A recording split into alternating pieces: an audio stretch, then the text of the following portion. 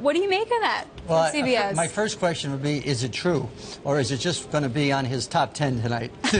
Like a delayed April Fool's joke? Great stories I told today, and you've got, well, you know, he has to sit down at some time, but he doesn't have to do it now. True. Would it be a big loss for CBS, or does it get new blood? He makes an enormous amount of money. People have no idea how much David makes from that show. It's just an enormous amount. And maybe that's not an issue with him anymore, and he's such a figure in the industry. Les Moonves is also very sharp, so he'll have his hands full picking a winner out of that. NBC's got two very talented people there, in Seth Meyers and Jimmy Fallon. I assume their contracts don't allow you to go across the street to do that. Probably not. And I'm guessing the other people all have contracts too, so it's not going to be, you know, it's not going to be so simple to pick a replacement. I'm going to float a crazy idea, right? Yep. What about a woman running a late night show?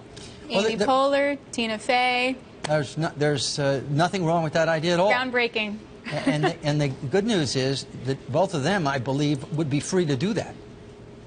They're not under that kind of a contractual limitation as people doing that kind of a show. So Tina is an extremely big-time media person, writer, producer, performer. I don't know that she'd want that grind. I just don't know. Right, true. No, good point. When TV networks kind of undergo this kind of big shift in talent, what does it do for them in the short term versus long term? Well, you know, he has been there late night now for 20 some odd years. You like to think somebody goes into that, it's going to be an imagery for the network for a long, long time. So it does have real value. It has value beyond its own particular income. And if they're good, like Jay was, and like Carson was, and certainly like the master right now, you can have him there for a long time, or have her there for a long time.